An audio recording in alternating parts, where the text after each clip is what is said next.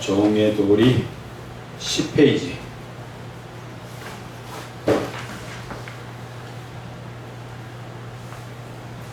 여섯 번째 질문이지요.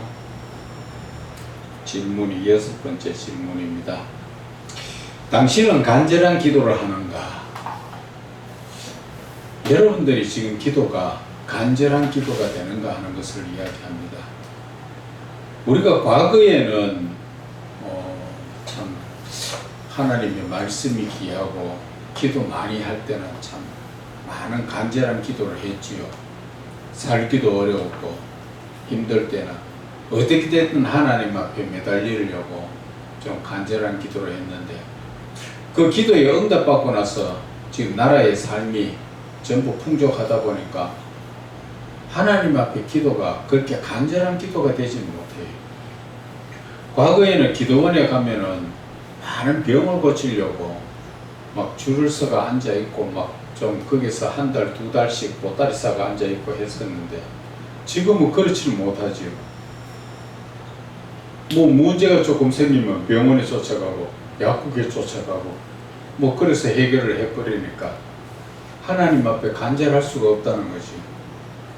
그래서 과거에는 금요 그 철야 기도에도 밤이 새도록 참 눈물뿌리 기도하고 그랬고 했었는데, 새벽 기도에도 터져 나가도록 교회가 그러한 기도를 했는데, 요즘 교회가 금요 기도회가 없어진 교회가 많고 새벽 기도회도 안 하는 교회가 그렇게 많다네요. 저는 깜짝 놀랐어요. 그만큼 지금 뭐를 하고 있다고요? 기도를 안 하고 있다는 것과, 또 기도를 해도 뭔가 내가 아쉬운 게 없으니까 그렇게 간절하지를 못해요. 그런데 우리의 기도는 하나님 앞에서는 우리는 간절해야 돼요. 예수님이 겟세마네 동산에서 기도할 때 얼마나 간절히 기도했으면 떨어지는 땀방울이 핏방울 같이 되었다. 그건 이제 무슨 얘기냐면은, 우리가 아주 용을 써서 간절하게 기도하면 땀이 나잖아요. 땀이 나는데 우리의 피부에서 모세 혈관이 터져 가지고 그 땀구멍 속으로 피가 스며 나오는 바람에 그 땀이 피와 같이 섞여 가지고 땀방울이 핏방울이 됐다, 그 이야기예요. 그니 모세의 혈관이 터질 정도로 얼마나 간절하게 기도했느냐 하는 건데, 우리는 지금 너무나 간절한 기도가 없이 그냥 동네 한 바퀴 도는 기도죠. 하나님 이것 주세요, 저것 주세요, 내 자식 잘 되게 해주세요, 이웃집에 누구 잘 되게 해주세요, 누가 어렵다 하니까 좀 어떻게 해주세요. 그거 아니라는 것이죠. 이 간절한 기도라는 것은 정말 내가 뭔가 진실되게 하나님 앞에 간절하게 뭔가 참 구할 때 하나님은 그 기도를 지금 들으시는데, 지금 우리의 기도는 하나님 주시면 주고 말라면 말고 그런 기도예요. 그러다 보니까 하나님 앞에 간절함이 없죠. 뭐 하나님 안 고쳐주시면 내 병원 가면 되고, 내 약국에 가 약 사 먹으면 되고, 돈 없이면 뭐 우이 됐던 거 먹고 살기는 뭐 다 해주니까 간절함이 없다는 거죠. 그러나 이 주의 종들의 기도는 간절해야 된다는 것이죠.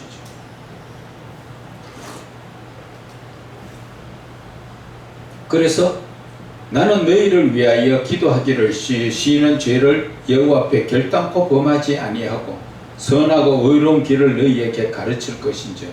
누가 이 말을 했습니까? 사무엘이 사무엘상 12장 23절에 그런 기도를 했지요. 그래서 잠언에도 보면은 나를 사랑하는 자들이 나의 사랑을 입으며 나를 간절히 찾는 자가 나를 만날 것이다. 간절히 나를 찾아야 만난다는 것이죠. 그런데 우리는 하나님 만나는 것에 대해서도 별 의미가 없지요. 예수는 믿는다고 믿었지만 하나님 만나지면 뭐 만나고 안 만나도 뭐 내가 지금 당장 답답하게 세상 살아가는데 물질 만능주의가 돼가지고 부족함이 없으니까 그렇게 간절할 이유가 없다는 것이죠. 그래서 그 예레미야 33장 3절에도 너는 내게 부르짖으라 내가 내게 응답하겠고 네가 알지 못하는 크고 은밀한 일도 내게 보이리라. 내가 간절히 기도했을 때 하나님께서 놀라운 역사를 일으켜 주시다고 하는데 우리는 간절하지를 못하고 지금 아주 신앙이 아니란 신앙이지요. 뭐 해도 그만 안 해도 그만 뭐 하나님 앞에 예배도 간절한 그러한지 예배가 아니라 그냥 뭐 주일날 맞춰가지고 그냥 와가지고 헌금 한 푼 드리고 뭐 하나님 앞에 거지 동냥하듯이 하나님 앞에 헌금 한 푼 드리고 나서 뭐예요? 한 말씀 듣고 돌아가면 그만이에요. 돌아가서 집에 가보면 무슨 말을 들었는지도 모른다니까. 그러한 지금 잘못된 신앙, 아니란 신앙에서 우리가 정말 하나님 앞에 기도할 때 간절하게 했는가? 우리는 간절할 수밖에 없는 게 뭐예요? 하나님은 창조주 하나님이세요. 우리는 그 지연받은 피조물이에요. 쉽게 이야기하면 내가 음식 만들어 놓고 내 먹기 싫으면 내버리면 그만이에요. 그런 만든 사람의 주권이 그런 주권인데 어떻게 간절하지 않을 수가 있느냐는 것이죠. 우리가 짐승을 보면 알지요. 집에서 키우는 개도 보면은 자기의 목에 목숨을 걸려 있는 목줄을 주인 손에 맡기죠. 개가 저 목줄, 나의 목숨의 줄을 주인한테 맡깁니다. 그리고 주인이 이끄는 대로 따라가는 거거든요. 그런데 지금 우리는 창조주 하나님 앞에 우리의 그 기도가 간절함이 없이 하나님 주시려면 주고 내가 구했으니 하나님 마음대로 하세요. 그러한 그 간절함이 없는 그런 기도에 하나님을 응답하시겠냐는 것이죠. 간절한 기도는 글자 그대로 간이 소금에 절여지듯 예수님의 기도가 땀방울이 빗방울이 되듯 오직 기도에 전념하는 목숨을 건 기도를 표현하는 것이 간절한 기도라는 거죠. 대부분 종들의 중보 기도가 동네 한 바퀴 도는 형식적인 기도가 너무 많은 것이며 이러한 기도는 능력의 기도가 될 수 없으며 또한 하늘이 열려지는 기도는 더욱 될 수 없는 것이 이런 기도라는 거지요. 하나님 앞에 상달되지 못하는 기도. 나는 실컷 기도라고 하긴 하지만 하나님이 듣지 않는 기도를 지금 하고 있다는 것이죠. 그래서 간절한 중보 기도라는 것은 영적 기도인 것으로서 깊은 기도 가운데 성도들의 삶이 영적으로 보고 알게 됨으로 말미암아 문제를 확실하게 알고 더욱 진실되게 기도할 수 있는 능력의 기도가 되는 것이다. 또 간절한 기도는 깊은 영적 기도는 성령 충만 받는 것으로서 종의 영안이 더욱 밝아지게 하는 성령님의 능력의 기도가 된다. 내가 간절한 기도를 했을 때 성령께서 역사하여 주셔서 그 기도가 영적인 그 눈을 열어주고 영적인 모든 것을 열어주는 능력의 기도가 된다는 것이지요. 그래서 종의 직분은 하나님의 말씀과 기도에 있는 것이며 종의 간절한 기도는 거룩하신 하나님을 만나게 하고 하나님을 만남으로 말미암아 하나님과 사랑의 영적 교제를 이루게 되는 것이며 영적 교제를 통하여 거룩하신 하나님을 아는 지식에서 자라가게 되므로 하나님을 바르게 사랑할 수 있게 된다는 것을 알아야 하는 것입니다. 이 영적의 교제 기도가 이루어지는 것, 결국 사랑의 하나님과 내가 교제를 할 수 있는 것이 이 간절한 기도, 영적인 기도가 된다는 것이지요. 그러므로 종의 간절하고 깊은 기도가 얼마나 중요한가를 깨달아야 하는 것은 종의 간절하고 깊은 기도는 성령님의 도우심으로 말미암아 종의 영안이 열려서 영분별을 하게 된다는 것이지요. 그래서 내가 간절한 그러한 깊은 기도를 하게 되면 성령으로 역사가 일어나서 내 영적인 눈이 열려가지고 결국 하나님의 그 교통교제를 이루면서 영분별을 할 수 있게 되고 종의 영의 귀가 열려 하나님의 세미한 음성을 마음으로 듣게 되며 종의 영의 입술이 열려 성령님이 주시는 말씀을 전하게 되고 종의 심령이 열려서 하나님의 사랑을 느끼고 나누게 되는 것이, 이것이 우리가 간절한 기도라는 것이지요. 또 종의 간절하고 깊은 기도를 통하여 종의 사역이 거룩하신 하나님의 뜻을 이루는 사역이 되며 신앙 가운데 방황하는 영혼들에게는 생명의 길로 인도하게 되는 것이 종의 간절한 기도라는 것이지요. 그래서 종의 기도는 영의 호흡이다. 영의 호흡이라는 것은 하나님하고 나하고 영적 교제를 나누며 거기에서 내 영이 살아난다는 것을 표현하는 것이지요.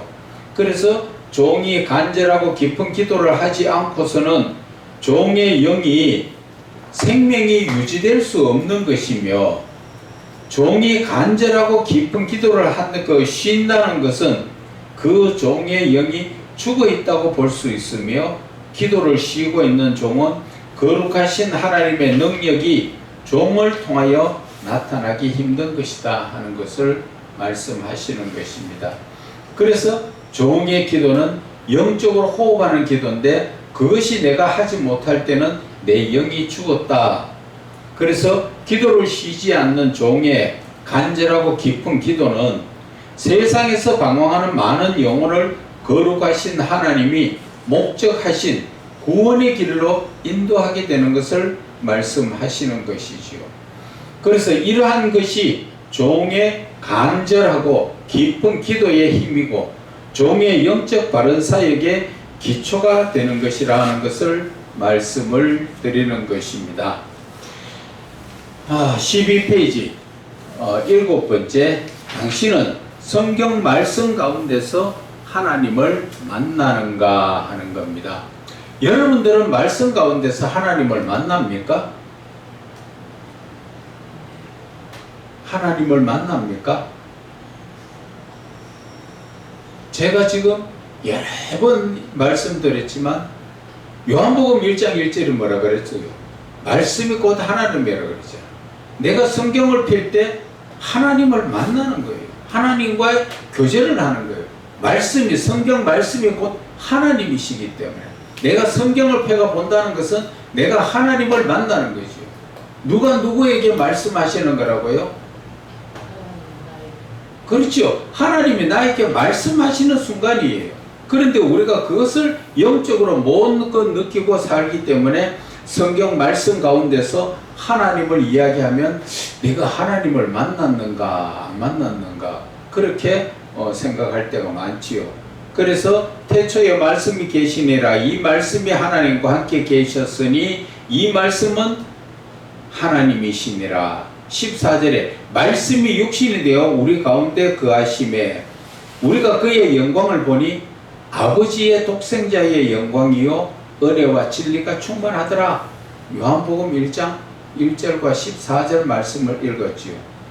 거룩하신 하나님은 영이시기 때문에 종의 육신의 눈으로는 만날 수 없는 것이며, 스데반처럼 성령님의 충만하심을 받아 영안이 열리면 하나님을 볼 수도 있고 만날 수도 있게 되는 것이지요. 그래서 제가 늘 주님 앞에 왜 이 말씀을 주셨는가 하는 걸 통하여서 내가 지금 주님을 만나고 교제하고 있다는 것을 여러분들은 깨달으셔야 돼요. 그런데 하나님을 자꾸 놓쳐버리고 하나님이 어디 계실까? 사람을 만나듯이 자꾸 그렇게 생각하니까 내가 하나님을 언제 만났는가? 하나님을 어떻게 만나는가? 그렇게 생각한다는 거죠. 그렇게 생각해서 안 되고 하나님은 영이시기 때문에 누구를 통하여? 삼위의 하나님이신 성령 하나님을 통하여 우리는 계속적으로 교제를 하고 있지요. 만나고 있지요. 그래서 거룩하신 하나님을 만날 수 있는 길은 성경에서는 간절히 찾거나 신령과 진정으로 예배드릴 때 거룩하신 하나님을 만날 수 있다고 하시는 것입니다. 그러나 거룩하신 하나님의 말씀을 깊이 묵상 기도해 보면 거룩하신 말씀이 살아계신 하나님이시라는 것을 깨닫게 되고, 하나님의 말씀을 보는 것이 거룩하신 하나님을 만나는 것이라는 것을 알게 되는 것이지요. 그래서 하나님을 자꾸 우리는 따로 떼어놓고 사람이 육신적인 사람을 만드듯이 하나님이 따로 계신다고 자꾸 그렇게 지금 보면 하나님을 만날 수도 없고 어떻게 가까이 할 수가 없지요. 그러나 하나님은 영으로 지금 나와 함께 하시고 내 안에서 지금 하나님은 역사를 하고 계시는데, 그 하나님을 자꾸 엉뚱하게 사람을 찾듯이, 사람을 보듯이, 사람의 말을 듣듯이 그렇게 들으려니까 아무것도 만날 수도 없고 듣지 못하지만, 하나님은 지금 나와 함께 계시고 있다는 것을 아셔야 하는 것입니다. 그렇다고 무작정 하나님의 말씀을 본다고 거룩하신 하나님을 만날 수 있는 것이 아니며, 거룩하신 하나님을 만날 수 있는 길은 먼저 성령님의 충만하심을 받아 말씀 가운데로 들어가야 하며, 말씀을 읽으면서 계속적으로 하나님께 말씀에 대하여 물으며 기도해 나가야 하는 것입니다. 여기서 하나님 앞에 말씀 가지고 자꾸 묻는 것은, 하나님, 이 말씀이 무슨 뜻이에요? 하나님, 무엇을 말씀하십니까? 하나님, 제가 어떻게 하기를 원하십니까? 이것을 습관적으로 하라 그랬죠. 그럴 때 이미 하나님은 내 안에 오셔서 나와 같이 교제를 하고 있다는 것을 말씀하시죠. 그래서 말씀 묵상 기도를 계속 하다 보면 어느 순간에 말씀 가운데서 하나님의 살아계심을 느끼게 되고, 거룩하신 하나님께서 종에게 주시는 세미한 음성을 마음으로부터 듣게 된다는 것을 우리가 깨달아야 하는 것입니다. 그러므로 성경 말씀이 거룩하신 하나님이심을 확신하고 성령님의 충만하심을 힘입어 말씀을 깊이 있게 볼 때 살아계신 하나님을 만나게 되고 사랑의 아름다운 영적 교제를 나누게 된다는 것입니다. 그래서 이렇게 살아계신 하나님을 만남으로 전능하신 하나님의 뜻을 바르게 깨닫게 되면 되는 것이며, 말씀 가운데서 하나님을 만남으로 말미암아 성경이 열려지게 되는 것으로 성경의 통달도 가능하고 신비에 쌓인 거룩하신 하나님의 창조의 목적과 하나님의 경륜도 은유적 계시로 알아지게 되는 것이다. 그래서 우리는 어떻게 해야 된다고요? 항상 하나님을 인정을 하고 말씀을 볼 때도 내가 지금 하나님을 만나고 있다, 그것을 자꾸 의식을 해야 되는 것입니다. 성경 자체의 말씀이 그렇잖아요. 말씀이 곧 하나님이라시기 때문에 늘 저와 이와 뭐가 하면 몇 번째 말씀드리지만은 성경을 폈을 때 볼 때는 누구를 본다고요? 하나님을 만나고 있다. 그리고 성경을 읽을 때 하나님께서 나에게 말씀하고 계신다, 이렇게 생각을 하면서 그 말씀을 보면은 그 말씀 가운데서 하나님의 은혜가 넘치게 된다는 것을 말씀을 드리는 것입니다. 여덟 번째 질문은 당신은 참되게 예배를 드리는가 하는 것입니다. 여러분들이 지금 드리고 있는 예배, 하나님이 지금 기뻐 받으시는 예배가 되는가 하는 것이지요. 우리가 지금 예배에 대해서 말하게 되면은 그 로마서 12장 1절에 뭐라 그럽니까? 하나님께서 기뻐 받으시는 예배는 거룩한 산제물로 나를 드리는 것이 영적 예배라고 말씀하시는 것이지요. 그래서 내가 지금 하나님 앞에 예배 드릴 때는 그냥 형식적으로 하나님 앞에 내가 예배 드린다 그런 의미가 아니라 내 자신을 하나님 앞에 온전히 드린다는, 내 자신을 제물로 드린다는 그런 영적 의미가 있어야 된다는 것이지. 그래서 예배를 드리기 전에는 최소한도 한 30분 전에 먼저 하나님께 나와서 내 자신을 돌아보며 회개 기도도 하고 내가 예배를 드릴 수 있는 준비가 되어 가지고, 그래서 하나님 앞에 온전한 믿음으로 서서 내 자신을 드리는 게 그것이 영적 예배라는 것이죠. 그래서 요한복음 4장 23절에도 아버지께 참되게 예배하는 자들은 영과 진리로 예배할 때가 오나니 곧 이때라. 아버지께서는 자기에게 이렇게 예배하는 자들을 찾으신다. 하나님이 지금 나를 어떨 때 찾아야 돼요? 하나님이 나를 지금 찾으시는 것은 내가 신령과 진정으로 예배드릴 때 하나님은 나를 찾으신다는 거죠. 그런데 우리가 하나님을 만나려면 간절히 찾고 찾아야 만난다 그러잖아요. 하나님을 내가 찾기보다는 하나님이 나를 찾으실 때가 더 쉽지 않느냐 하는 것이지요. 그래서 우리가 말씀 가운데서 늘 하나님과 교제를 이루는 삶을 살기 위해서는 말씀이 곧 하나님이심을 인정을 하라는 것이죠. 그래서 거룩하신 하나님께서 임재하시는 예배에 두렵고 떨림으로 예배에 임하여야 하는 종들이 예배를 너무 가볍고 경솔하게 하는 것이 안타깝다는 것이죠. 주의 종들이 하나님 앞에 어떻게 한다는 겁니까? 좀 두렵고 떨림으로 하나님 앞에 예배를 드려야 되는데 너무 가볍게 그냥 예배 시간 다 됐네 예배 드리자 그런 식으로 하지 말라는 거죠. 좀 더 시간을 가지고 하나님 앞에 먼저 내 자신을 회개하고 깨끗하게 한 다음에 하나님 지금 이 예배를 허명하여 주십시오. 그런 쪽으로 나아갔을 때 하나님이 그 예배를 받으시지 않느냐 하는 겁니다. 거룩하신 하나님은 영이심으로 죄인의 육신적 눈으로는 볼 수 없는 분이심으로서 죄인된 종이 거룩하신 하나님을 만나고 예배 드릴 수 있는 길은 죄인인 종도 육신의 죄악된 삶을 내려놓고 하나님의 진리의 말씀으로 종의 영을 깨끗이 하고 말씀으로 깨끗이 하고 거룩하신 하나님께 예배 드림으로 말미암아 예배 가운데 임재하시는 거룩하신 하나님을 만나게 된다는 것입니다. 그래서 항상 내 자신을 깨끗하게 하는 것은 회개도 해야 되지만 하나님의 말씀을 비춰가지고 내가 잘못된 것에 있으면 빨리빨리 회개하고 고치고 하나님 말씀을 붙들고 나갈 때 말씀으로 내 자신을 돌아볼 때 내가 하나님 앞에 깨끗한지 깨끗하지 않은지 그런 것을 볼 수 있다는 것이지요.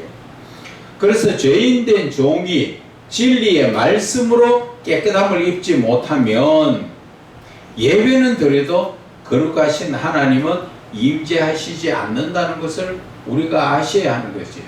우리가 예배 드린다고 다 하나님이 받으시느냐는 것이죠. 여러분들이 생각할 때 뭐 주일날 예배 드리면 하나님이 다 받으십니까? 아니죠. 그것이 성경에는 어디에 나와 있습니까?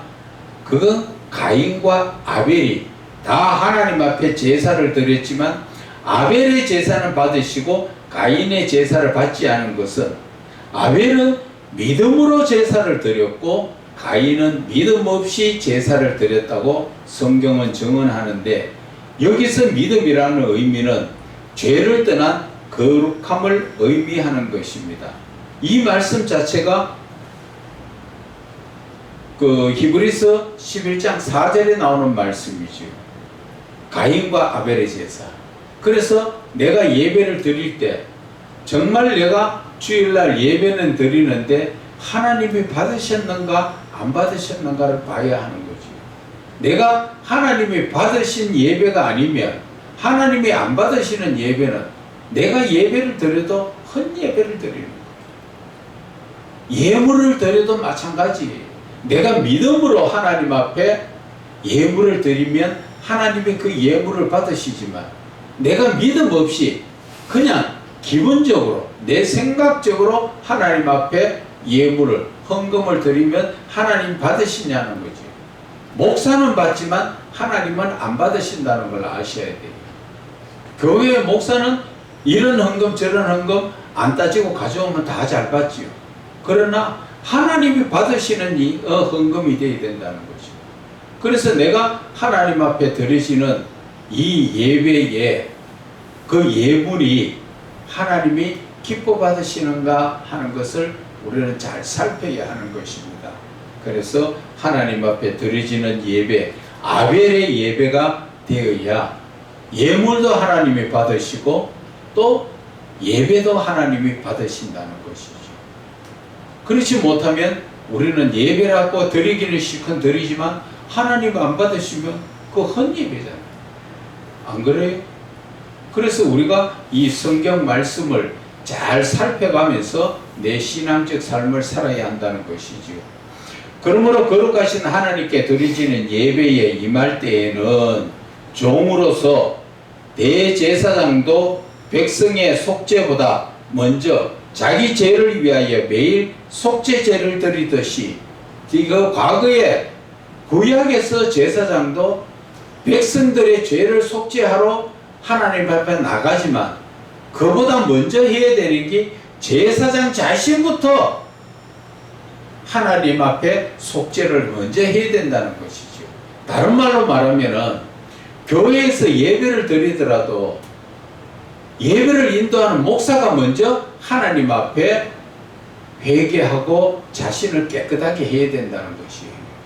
그렇지 못하고 자기 자신을 깨끗하게 하지 못하고 그냥 뭐 예배를 인도해 가지고 예배 드리면 하나님이 그 예배를 받으시느냐는 거죠. 그것을 우리가 지금 깨달아야 된다는 것이죠. 그래서 레위기에 나오는 말씀이 대제사장도 백성의 속죄보다 먼저 자기의 죄를 위하여 매일 속죄제를 드리고 있다. 그래서 목회자도 항상 인도자로서 예배자로서의 중요한 것은 내가 먼저 내 자신을 깨끗하게 회개하고 준비해야 한다. 그러므로 세상 죄의 때 묻은 육신적인 생각을 회개하고 영혼의 구원을 받은 자로서 깨끗한 영과 참된 도리로 예배를 드려야 하는 것이며 살아계신 하나님은 참된 영적 예배 가운데 임재하시지요.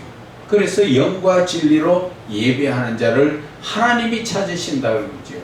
아무 데나 예배 드린다고 하나님이 그 예배를 받는 게 아니라 신령과 진정으로 예배 드리는 그런 예배를 하나님은 찾으시고 우리에게 오신다는 것을 말씀하시는 것입니다. 자, 9번째 질문에는 자, 여러분들은 하나님 사랑하십니까?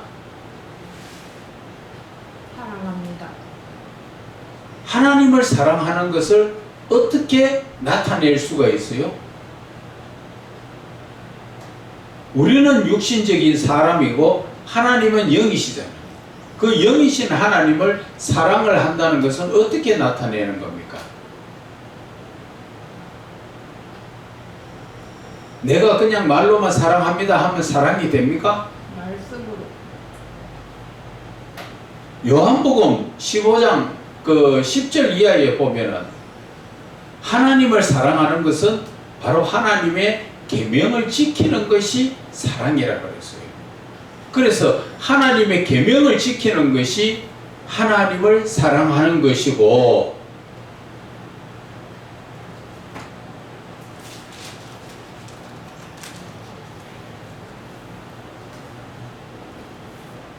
하나님을 계명을 지키는 것이 그의 사랑하는 거하는 것이고 또 우리가 믿는 믿음이라는 것도 하나님의 말씀을 지키는 것이 믿음이에요. 그래서 결국은 보면은 이 믿음과 사랑은 하나라는 것이지요. 이 하나님의 말씀의 계명을 어떻게 한다고요? 지키는 것. 지키는 것이 이것이 바로 사랑이요 믿음이라는 것이지요. 그래서 내가 하나님을 사랑한다 그 사랑하는 증거는 어떻게 한다고요? 내가 하나님의 말씀, 계명을 지키는 거예요. 지키는 거예요. 내가 하나님을 믿습니다. 믿는 게 어떻게 해요? 하나님이 주시는 모든 계명의 말씀을 지키고 행하는 게 믿음이에요. 그래서 이 하나님의 모든 계명의 말씀을 듣고 지키는 것이, 이것이 바로 사랑이요 믿음이라. 그래서 이 사랑과 믿음이라는 것은 하나예요. 따지고 보면 우리가 글씨를 쓸 때는 사랑과 다르고 믿음이 다르지만 하나님 안에서 이 사랑과 믿음은 하나님의 계명을 지키는 것이 사랑이고 계명을 지켜 사는 것이 믿음이에요. 그래서 사는 것과 이 사랑과 믿음은 하나라는 것이죠. 그래서 우리의 이 믿음의 삶이 하나님의 계명을 내가 지키느냐 안 지키느냐, 말로만 내가 하나님 사랑하느냐, 내가 말로만 하나님을 믿느냐, 그것을 내 자신이 돌아보면 알 수 있어요. 여러분들 자신은 돌아보니까 어때요? 하나님을 믿는 거 맞아요? 하나님을 사랑하는 거 맞아요? 네. 바로 그거라니까. 그냥 우리가 대충 해서 넘어가는 게 아니라 하나님을 사랑하는 건 성경 자체에 분명하게 나와 있잖아요. 내가 아버지의 계명을 지켜 그의 사랑하는 거하는 것 같이 너희도 내 계명을 지키면 내 사랑 안에 거하리라. 너희들이 내 말을 지키면 바로 너희가 나를 사랑하는 것이다. 그 말씀을 하시는 거죠. 그래서 우리의 사는 이 삶이라는 것은 모든 것이, 우리는 사랑은 하나님의 말씀을 지키는 것, 하나님의 말씀을 사랑하고 지키는 것, 그것이 바로 하나님의 계명을 지키고 사랑하는 것, 이것이 바로 믿음이라는 것이고 이것이 바로 사랑이라는 것이지요.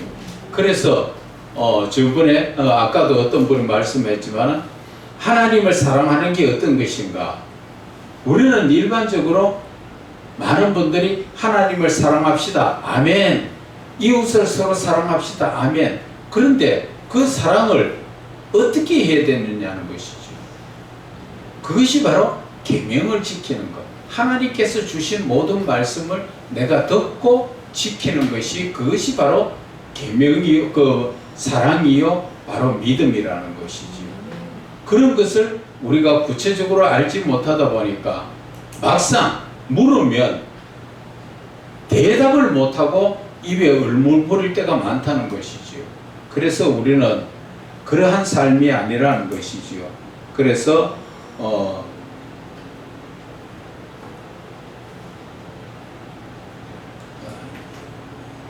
하나님을 사랑하는 것에 대해서 네 마음을 다하고 목숨을 다하고 뜻을 다하고 힘을 다하여 주 너희의 하나님을 사랑하라. 그래서 우리가 이 말씀을 다시 풀어보면은 네가 하나님을 사랑해? 사랑하려고 하면 마음을 다하고 뜻을 다하고 목숨을 다하여서 하나님을 사랑하라는데, 마음을 다하고 뜻을 다하고 목숨을 다하는 게 어떠냐는 것이죠. 그것은 하나님의 계명을 지키기 위해서 내 마음을 다하고 하나님의 계명을 따라서 내 뜻을 다하는 것이 아니라 하나님의 뜻을 따라가는 것이고, 그래서 내가 하나님을 향하여서 내 목숨을 다하여서 그분의 말씀을 따라 사는 게, 이게 사랑이라는 것이지요. 그래서 하나님을 사랑하는 것은 이것이니 우리가 그의 계명들을 지키는 것이다. 그것이 요한일서 5장 3절의 말씀이지요. 그의 계명들은 무거운 것이 아니다. 하나님의 그 계명은 못 지킬 수 있도록 어려운 것이 아니라는 것이지요. 그런데 우리는 어떠한 삶을 살고 있느냐는 것이지요. 늘 내 삶은 하나님의 말씀을 따라 사는 게 아니라 내 생각대로 지금 살고 있다는 것을 말씀하시는 것입니다. 그래서 거룩하신 하나님을 사랑할 때는 마음, 목숨, 뜻, 힘을 다하여 사랑하라고 하시는 그 이유는, 하나님께서 종을 사랑하실 때도 하나님께서도 우리에게 마음을 다하시고 목숨을 다하시고 뜻을 다하시고 힘을 다하여서 사랑하시는 그 본을 보였기 때문에 우리가 사랑받는 종도 이러한 사랑으로 하나님께 화답해야 한다는 것이지요. 하나님께서는 지금 우리에게 어떻게 사랑하신다 그랬어요?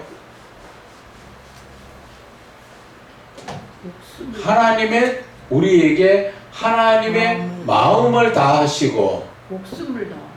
또 하나님의 목숨을 다한 게 뭡니까? 예수 그리스도를 우리에게 주신 것이지요. 그리고 뜻을 다하고, 뜻은 어떤 뜻입니까? 구원이지요. 구원의 뜻을 다하고, 목숨은 예수 그리스도요. 이 마음은 하나님이 처음부터 가지신 우리를 향한 그 마음이 변함이 없는 것이지요.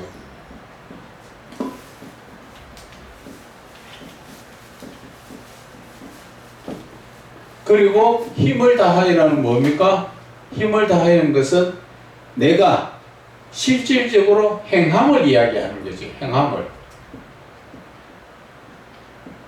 내가 행동으로 옮기는 것을 힘을 다하는 것을 이야기해요. 하나님의 말씀만 듣고 생각으로만 하는 게 아니라 실질적으로 옮기는 것을 힘을 다하여서 하나님을 향한 믿음의 삶을 사는 게 이거라는 것이죠. 왜 이 말씀을 하셨는가? 하나님은 지금까지도 우리에게 구원을 당한 우리를 사랑하시는 그 마음이 변함이 없으니까 하나님께서 우리를 향한 그 믿음, 이 사랑을 보셔야 돼요. 하나님은 목숨을 다해가지고 우리를 지금 구원하시잖아요. 누구 목숨? 예수 그리스도를 통하여. 하나님은 구원의 뜻을 아무리 지금 시간이 지나도 변함없이 하나님은 그 구원의 뜻을 변하지 않고 우리에게 구원의 역사가 이루어가는 것이지요. 그리고 하나님은 끝까지 지금 한 영혼이라도 더 구원하시기 위해서 오래 참고 나가시는 게 힘을 다해야 하는 사랑이에요. 하나님께서 이렇게 우리를 사랑하시기 때문에 우리도 역시 인간도 하나님을 이렇게 마음을 다해야 되고 목숨을 다해야 되고 뜻을 다해야 되고 힘을 다하는 사랑을 살아야 되죠. 이 사랑의 그 근본 자체가 어디에서 나옵니까? 고린도전서 13장에 나오죠. 4절에서 7절에서 나오는 말씀이지요. 이 첫째 하나님께서 우리에게 주시는 사랑의 그 첫 번째가 뭡니까? 오래 참고지요. 저는 하나님을 알지 못했을 때 오래 참고 가길래 예수 믿는 사람은 화가 나도 무조건 참 오래 참아야 되는구나 그래 생각했어요. 그러나 이 오래 참는다 하는 그 의미는 그게 아니에요. 하나님께서 입장을 바꿔놓고 내 입장에서 하나님을 생각하는 게 아니라 하나님 입장에서 나를 생각하라는 거지요. 하나님 입장에서 나를 생각하면 어떤 사랑이에요? 하나님 내가 아무리 죄를 범해도 그 죄를 회개하고 돌아오기까지 오래 참고 기다려주시는 그 사랑을 이야기하는 거예요. 그러면 나는 그럼 어떻게 사랑해야 돼요? 내 이웃을 사랑할 때 내 이웃의 잘잘못을 떠나가지고 그 사람이 올바르게 예수 믿고 바로 설 수 있도록 내가 붙들어 주시고 붙들어주고 같이 힘을 다하여서 그를 세워줘 나가는 게 그거를 위해서 오래 참는 그것이 바로 오래 참는 사랑이에요. 이거 내가 불이 나는 것을 오래 참는 게 아니라 하나님의 이 구원 역사가 여기에서 오래 참는 것에서 나오잖아요. 그러면 두 번째는 뭐예요? 두 번째는 온유, 사랑은 오래 참고 온유하며지요. 온유하다는 건 뭐예요? 온유하다는 것은 글자 그대로의 삶을 보면은 어떤 거예요? 따뜻하고 친절하고 내 마음이 따뜻하게 친절하게 베푸는 것이 온유지만은 이 성경에서 온유라는 것은 그 의미가 아니에요.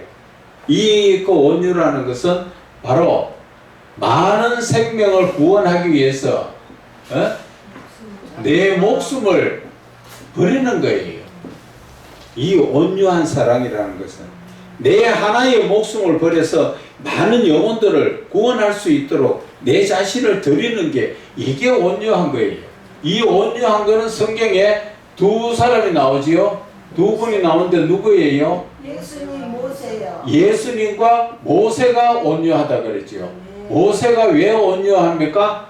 백성들 살리기 위해서. 백성들이 어떻게 했지요?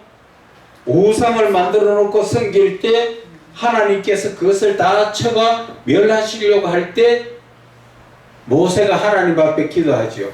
주님, 내 생명책에 내 이름을 생명책에서 지우더라도 누구를 위해서? 이 백성들을 구원해달라 그러잖아요. 우리 예수님도 자신의 생명을 드리면서 온 인류를 구원하시기 위해서 자기 생명을 드리잖아요. 그래서 이것이 성경에는 두 분이 온유하다고 나오고 온유라는 자체가 그런 의미예요. 그냥 우리가 뭐 친절하게 따뜻하게 잘 대해주는 그 온유를 이야기하는 게 아니에요. 그래서 성경은 성경 자체에서 풀 때는 꼭 사람의 입장에서 사람이나 안 그러면 나의 입장에서 성경을 풀면은 안 돼요. 성경은 꼭 하나님을 중심으로 하나님을 중심과 예수님을 중심으로 풀어야 이 성경이 풀려져요. 그래서 내 입장에서 보는 게 아니라 하나님의 입장에서 봐야 되고 하나님이 그래서 말씀을 통하여서 하나님이 지금 나에게 무엇을 말씀하시는가 그렇게 봐야 성경이 열려져요. 그런데 우리는 자꾸 내 입장에서 바라볼 때 자꾸 풀다 보니까 저 이단 어떠한 종교매로 끝까지 따라가면은 사람이 나오지요. 그러나 정상적으로 성경을 풀면 그 성경 끝은 누가 나와요? 하나님, 예수님이 나와요. 그게 정상이에요. 그런데 어떤 종교가 그렇죠? 실컷 따라가 보니까 교주 사람 밑에 나오죠. 그게 잘못된 풀이에요. 그래서 우리가 성경을 풀 때는 하나님의 인도함을 받아가 풀어야 되고 그 끝이 하나님이 나오는 게 그게 똑바로 풀어지는 거예요.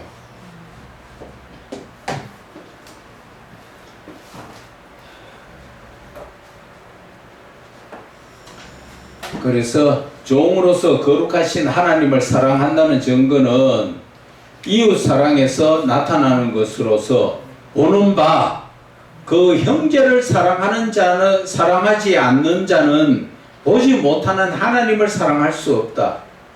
이웃을 사랑하라 했는데 이웃을 사랑하지 않는 사람은 눈에 보이지 않는 하나님을 사랑할 수 없다는 것이지.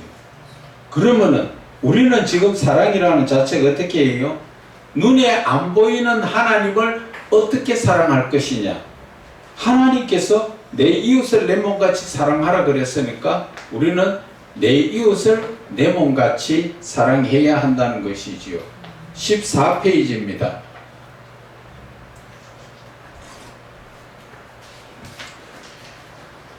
그래서 이웃을 사랑하는 것이 거룩하신 하나님을 한다는 증거로 나타나는 것이라는 것이죠. 또 영이신 하나님을 사랑한다는 것은 거룩하신 하나님의 계명을 지키는 것이라고 말씀하신 것처럼 하나님의 명령의 말씀을 듣고 그 명령의 말씀을 지키고 그 명령의 말씀을 따라 순종의 삶을 사는 것이 거룩하신 하나님을 사랑하는 것이라는 것을 말씀하시는 것입니다.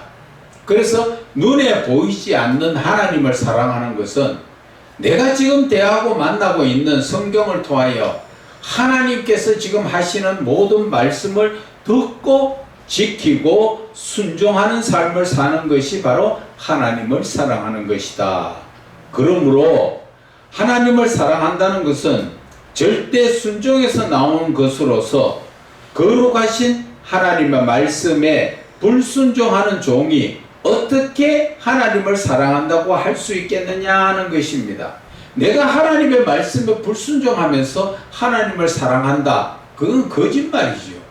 하나님을 사랑하는 것은 내가 그 모든 말씀을 듣고 지키고 그 말씀을 내 삶에 적용시켜서 사는 것이 그것이 사랑하는 것이다 하는 것이지요.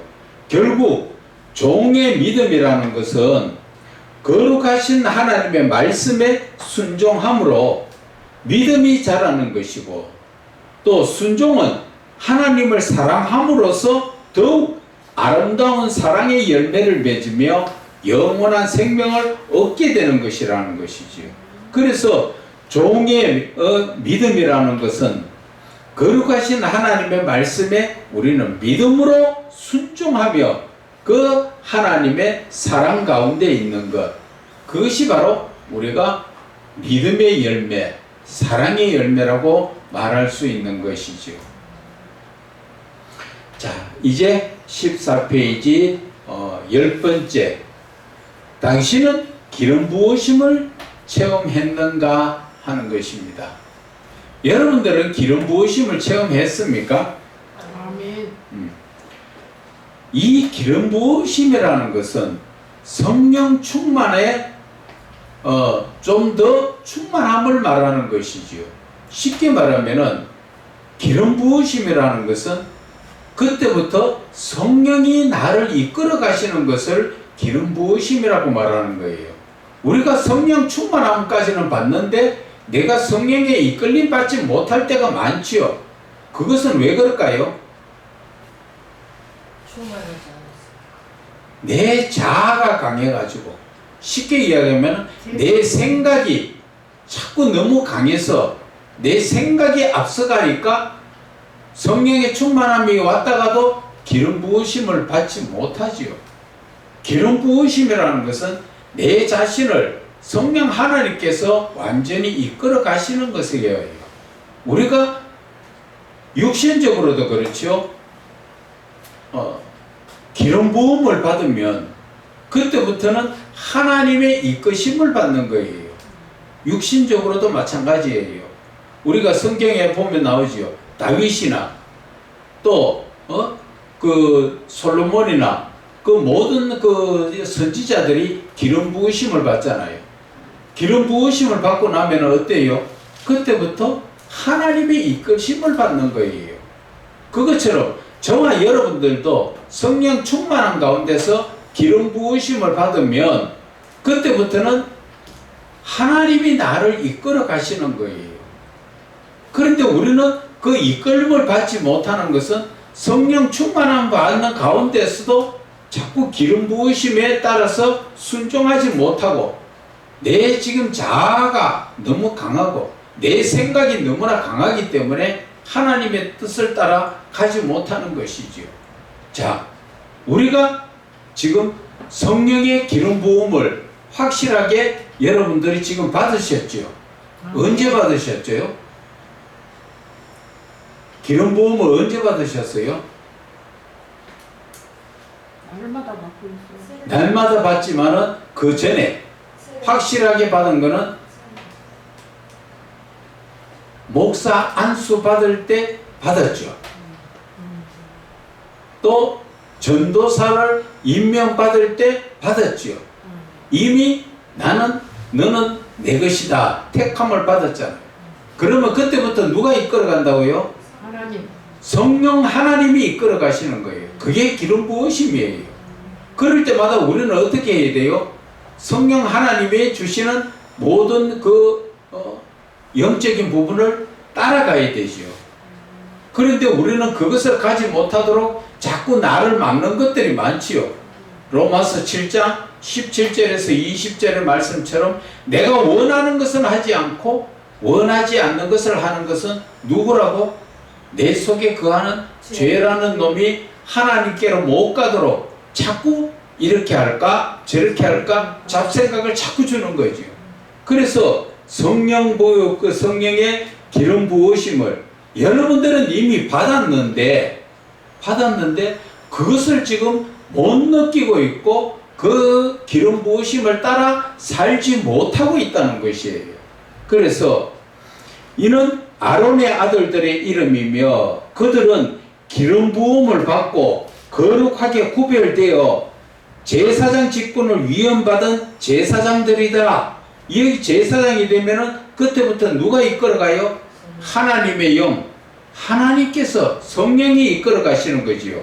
그 민수기 3장 3절의 말씀이 그 말씀이고, 또 요한일서 2장 20절에도 너희는 거룩하신 자에게서 기름 부음을 받고 모든 것을 아느니라. 기름 부음을 받으면 성령 하나님이 나와 함께 하시기 때문에 내가 모든 것을 성령 하나님을 통하여 깨달아 알 수 있다는 것이지요. 그래서 기름 부음은 종으로서 직분을 받을 때나, 종으로서 직분 받을 때 여러분들이 전도사나 목사 안수를 받을 때를 이야기하지요. 성령님의 간절히 사모할 때, 내가 또 성령님을 간절히 사모할 때 기름 부음의 현상이 나타나는 것이며, 기름 부음은 거룩하신 하나님의 영이신 성령님이 강하게 임재하시는 현상이며 성령님의 강력한 충만하심을 표현하는 것을 이야기하는 것입니다. 그래서 여러분들은 알게 모르게 기름 부으심을 받았지만 그 기름 부으심을 받고 나서 내가 하나님 앞에 계속 이끌림 받지 못하는 것은 왜 그렇어요? 내 생각과 자아가 강해가지고 자꾸 내 뜻대로 하려고 그러지요. 여기에서 지금 봐보세요. 하나님의 기름 부으심은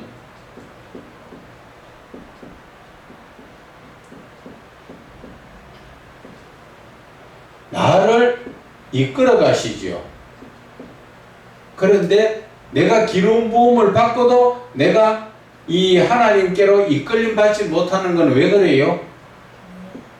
내 속에 죽지 않았어. 내 생각. 그렇죠. 첫째는 제일 중요한 것이 내 생각이 너무 강하다는 것이죠. 이 생각은 누가 주는 거라고요? 마귀. 마귀가 주는 건데 우리는 이게 난 줄 알고 따라간다는 거죠. 내 생각이라고 생각하고 따라가다 보니까 하나님하고 자꾸 멀어지지요. 그게 어떤 거에서 잘 드러날 수 있어요? 내가 하나님 앞에 갈까 말까. 누가 지금 그 이야기해요? 내가 갈까 말까 하는 것은 지금 내 속에 죄라는 놈이 나를 하나님께 못 가도록 막는 거예요. 그래서 어떠한 빌미가 되든지 이유가 되든지 되면은 못 가게 하지요. 그런데 내가 이것을 떨치고 갈 수 있는 것이 바로 하나님이 이끌어 주심을 통해서 내가 이루어지는 거예요. 그런데 내가 이 기름 부음에 이끌림 받지 못하는 것은 뭐 때문에? 내 생각이 너무 강하고 내가 생각이 너무 확실하게 서가 있기 때문에 그것을 뭐라고 이야기합니까? 고정관념이라고 이야기하죠. 이건 이래서 안 돼, 저래서 안 돼, 딱 정해져가 있는 거. 쉽게 말하면은 이 고정관념이라는 거 뭐냐 하면은 우리가 야구를 할 때 보면은 이 공이 들어올 때 스트라이크 존이 있죠. 이 스트라이크 존 안에 들어오면은 스트라이크이죠. 그런데 이 공이 스트라이크 존 바깥에 이쪽으로 들어오면 볼이지요. 마찬가지로 내 고정관념 안에 들어오면 내가 봤을 때는 잘했다 그럽니다. 그런데 내가 생각하는 이 고정관념 바깥에 들어오면 너는 왜 그래? 너는 왜 그래? 그게 지금 제일 잘 드러나고 있는 것이 어디에서 드러납니까? 부모와 누구 관계예요? 자식 관계지요. 대화가 안 되는 부분이 바로 이거예요. 부모 입장에서는 어떻게 생각합니까? 이 고정관념 속에 딱 맞춰가지고 자식이 요 안에 들어오면 아이고 내 자식이 이뻐 착해. 그런데 이 자식이 옆에 내 생각 바깥으로 나가버리면 왜 자식이 저 모양이야? 너는 왜 그래? 그래서 싸움이 나는 거예요. 그런데 지금은 이 세상은 그렇게 예수 믿는 사람은 이렇게 보면 이게 잘못됐다는 거예요.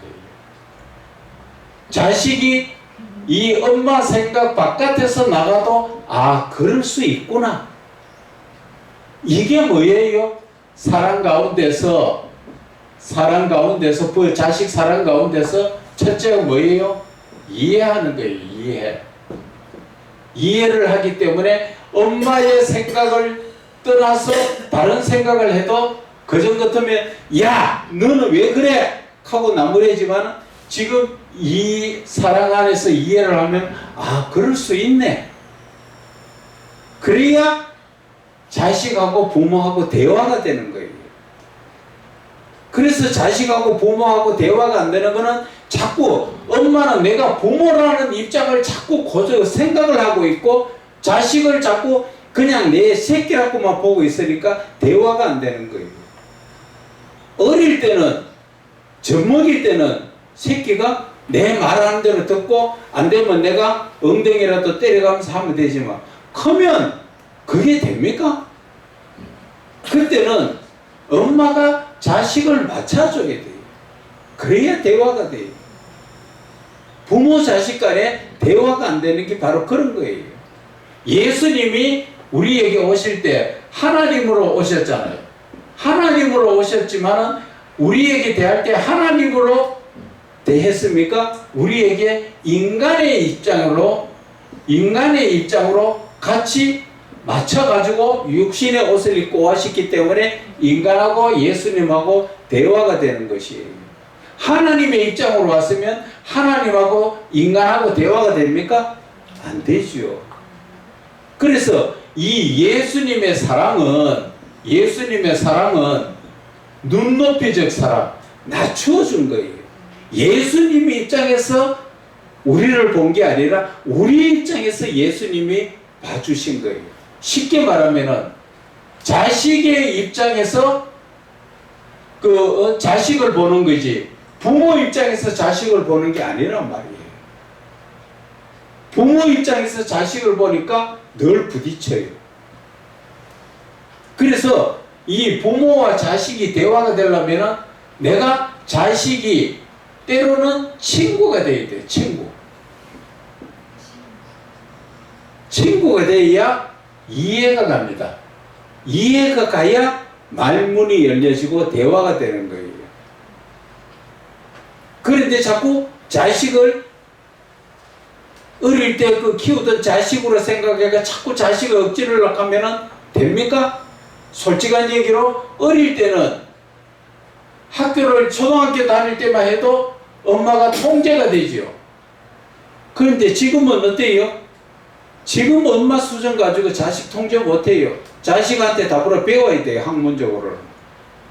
그런데 그 자식을 아직까지도 그냥 새끼라고만 생각하고 있으니까 대화가 안 되는 것 같아요. 그래서 부모 입장에서는 항상 뭐를 해야 되고 나의 자신을 낮추고 이해를 해야 대화가 되는 거예요. 이 고정관념을 깨야 돼요. 이 고정관념이 결국은 뭐예요? 내 생각이었다라는 것이죠. 이 생각을 깨부셔야 돼요. 그래야 누구 하든지 목회자들은 대화가 되는 거예요.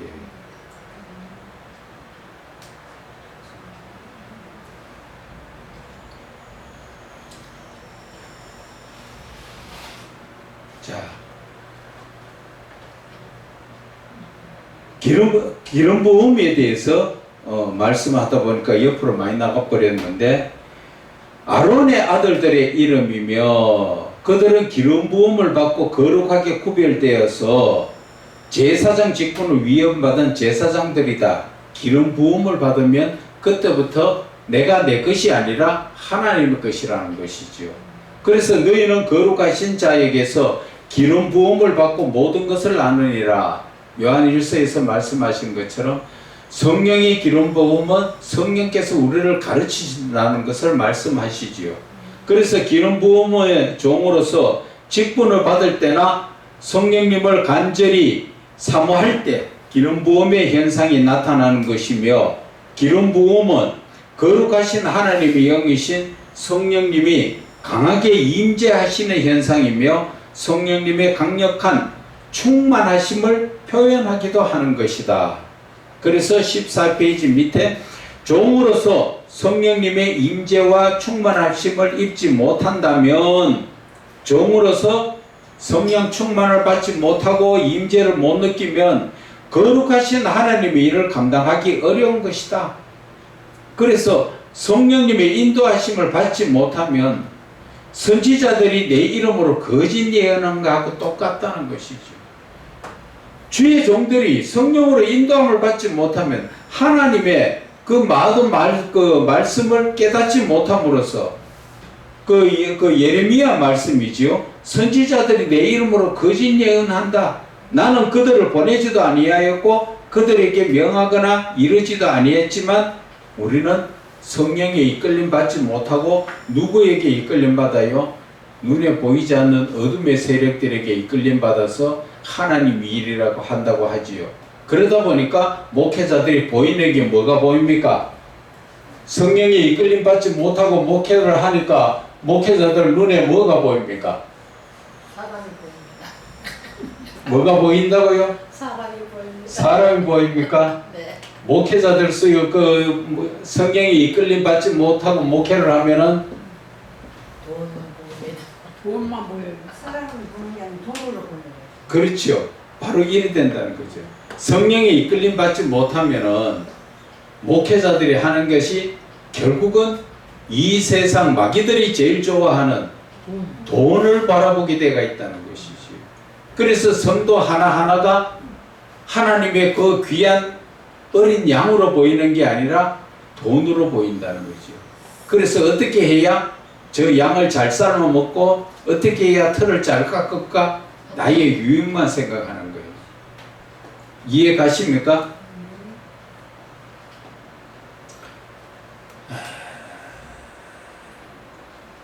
성경에서도 간절히 구하는 자에게 성령을 주시지 않겠느냐고 하신 것처럼 구해도 받지 못하는 것은 너희 손에 죄가 가득하다. 이사야 말씀이죠. 하신 것처럼 종 자신의 영적인 부분을 빨리 살펴봐야 한다. 주의 종들은 그래서 기름 부으심을 꼭 받아야 되고 늘 기름 부으심 속에서 살아야 된다는 것이죠. 성령에 항상 이끌림 받는 삶을 살아야 된다는 거죠. 믿음의 근본은 성령님이시며 믿음의 삶에 누구든 성령님의 역사가 없으면 하나님을 향한 올바른 믿음으로 자라가기가 힘들다는 것이죠.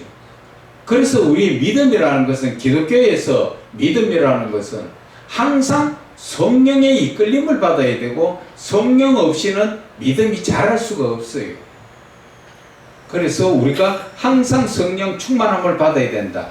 특히 택함 받은 주의 종의 입장이라면 이제 여러분들의 하나님이 택하신 종의 입장이라면 뭐예요? 성령님의 역사하심이 없다면 영적인 문제는 매우 심각한 것이에요. 성령이 여러분들에게 성령 역사가 없으면 여러분들은 껍데기예요. 껍데기. 아무런 속이 없는 완전 껍데기예요. 그래서 이 기독교에서 중요한 것이 믿음이라는 것을 제일 믿음을 말하려고 하면 제일 중요한 게 성령이라는 것이에요. 성령이 오시지 않으면 믿음도 안 생기고 믿음이 자라가지도 못하고 그렇다는 것이죠. 그래서 믿음의 근본은 성령님이시며 믿음의 삶에 누구든 성령님의 역사가 없으면 하나님을 향한 올바른 믿음에서 자라가기가 힘들며 특히 택함받은 주의 종의 입장이라면 성령님의 역사하심이 없으면 영적 문제는 심각해지는 거예요. 그래서 우리는 꼭 성령의 충만하심을 받아야 되는데 어떻게 해야 성령 충만함을 받습니까? 어떻게 해야 성령 충만함을 받습니까? 말씀, 기도, 예배. 회개하고 다 맞는 말씀이에요. 그런데 내가 좀 더 하나님을 간절하게 찾아야 되죠. 찾을 때 찬송으로 찾고 기도로 찾고 말씀 가운데 있을 때 성령께서는 자동적으로 역사하시는 거예요. 그래서 제일 중요한 게 뭐예요? 내가 일상적인 삶 속에서 늘 내 입으로는 찬송을 부르라는 것이죠. 그래서 저는 운동할 때도 그래요. 운동할 때 횟수를 할 때 한 번, 두 번, 세 번 이래가지고 15번 한 번 하고 그게 이제 그 세 번 해나가면 그게 한 세트 그래갖고 해나가고 하는데 그거 외에 숫자로 세알리고 있을 때가 있어요. 다른 운동 여러 가지 할 때는. 그럴 때는 저 같은 경우에는 주기도문을 외웁니다. 하늘에 계신 우리 아버지요. 그렇게 해서 주기도문 한 번 딱 외우면 30초가 걸려요. 그 30초의 시간을 운동하는데 한 세트를 통해서 그렇게 해서 10세트를 해가지고 운동을 하는데 제 나름대로 조금이라도 시간 나면 하나님과 동행하는 삶을 살기 위해서 주기도문을 외우고 있다는 것을 말씀을 드립니다. 다른 말로 표현하면 종의 사역에 성령님의 역사하심이 없다는 것은 종의 심령에 뭐가 있다고? 탐욕과 교만과 쾌락과 음란이라는 세상의 영인 사탄이 개입되어 있다는 것을 알아야 한다는 것이죠. 그래서 우리의 마음속에 세상적인 것들이 역사를 하면은 성령의 역사하심이 안 일어난다는 것이지요. 그래서 이러한 종은 자신의 죄를 빨리 회개하고 더욱 간절히 하나님께 구하여 성령님의 강한 임재하신 기름 부음을 받아야 한다는 것을 말씀을 드리는 것입니다.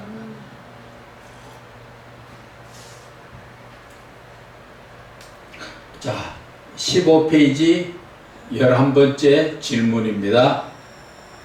당신은 늘 성령님과 함께 하는가? 여러분들은 어때요? 성령님이 늘 함께 하십니까? 아멘. 아니요. 솔직히 안 하고 있어요. 솔직히 안 하고 있다는 건 뭐예요? 내가 세상적인 생각들이 네. 들어있을 때는 네. 성령이 함께 하시지 않죠. 네. 그래서 우리는 세상적인 생각 그런 것들을 빨리 떨쳐버려야 되죠. 항상 하나님의 말씀으로 준비되어 있을 때 내가 성령으로 충만함을 받고 있고 성령님이 함께 하신다는 것이지요. 그래서 사도행전 4장 31절에 빌기를 다하매 모인 곳이 진동하더니 무리가 다 성령이 충만하여 담대히 하나님의 말씀을 전하니라. 예수를 믿는 사람이 하나님의 말씀을 전할 때 쉽게 얘기해서 누구든지 만나서 하나님의 말씀으로 대화하는 사람은 항상 성령으로 충만한 사람이죠. 그런데 만나서 무엇이 이쁘더라, 무엇이 좋더라, 무엇이 어떤 것이 갖고 싶더라 그런 얘기 나오는 것은 성령님의 충만하심보다는 내 속에 세상적인 것들이 많이 자리를 하고 있다는 것을 말하는 것이지요. 그래서 스데반이 성령 충만하여 하늘을 우러러 주목하여 하나님의 영광과 및 예수께서 하나님 우편에 서신 것을 보고, 지금 스데반은 어떤 형상을 이야기합니까? 성령 충만함을 입으니까 영적인 눈이 열려졌지요. 그래서 영안이 열려지니까 어떻게 합니까? 하나님의 하늘을 우러러 보면서 하나님의 영광, 하나님의 모습을 보고 있다는 것이죠. 하나님의 영광인 모습을 바라보고 예수께서 하나님 우편에 서신 것을 보고 말하되 보라, 하늘이 열리고 인자가 하나님 우편에 서신 것을 보노라. 그것이 바로 사도행전 7장 55절 56절의 말씀이 나오는 것이지요. 지금 누구를 본다고요? 하나님을 본다는 거죠. 하나님을 보는 것이 여러분들이나 저나 이것이 불가한 것이 아니라 현실적으로도 우리가 영적인 눈을 뜨고 성령 충만함을 받으면 볼 수가 있다는 것이죠. 그러나 우리가 이것을 영적으로 생각할 때는 좀 더 영적으로 깊이 있게 보면은 말씀이 곧 하나님이시므로 우리는 하나님을 늘 보는 거죠. 막 보는 것과 마찬가지죠. 하나님과 교제하고 있다는 것이죠. 그것을 우리는 놓쳐버리면 안 돼요. 정말 중요한 것이 요한복음 1장 1절이에요. 말씀이 곧 하나님이라는 것은 우리는 늘 마음에 새겨서 말씀을 볼 때마다 내가 누구를 만난다고? 하나님을 만난다고 봐야 돼요. 그래서 성경을 보는 것이 아니라 하나님을 만나는 것이다. 그래서 여러분들이 성경책을 가지고 다니는 게 아니라 하나님과 함께하는 지금 삶을 사는 것이란 거죠. 그래서 될 수 있으면 목회자들은 성경책이나 이러한 책들은 가지고 다녀야 돼요. 그리고 시간만 나면 어떤 장소에 있든지 성경을 보면서 하나님의 말씀을 묵상하는 것을 스스로 자꾸 느껴야 됩니다. 술 취하지 마라. 이는 방탕한 것이니 오직 성령으로 충만함을 받으라. 에베소서 5장 18절의 말씀이죠. 우리는 어떻게 해야 된다고요? 술 취하지 말라는 것은 술 안 먹는 사람한테도 이 말이 해당되지요. 왜? 술 취하지 말라는 것은 영적으로 말하면 뭐예요? 세상에 빠지지 말아라, 그 이야기잖아요. 세상에 빠지지 마라. 이것은 방탕한 것이다. 옳지 못한 것이다. 멸망당할 수 있는 것이다. 그래서 우리가 해야 될 건 뭐예요? 오직 성령으로만 충만함을 받으라.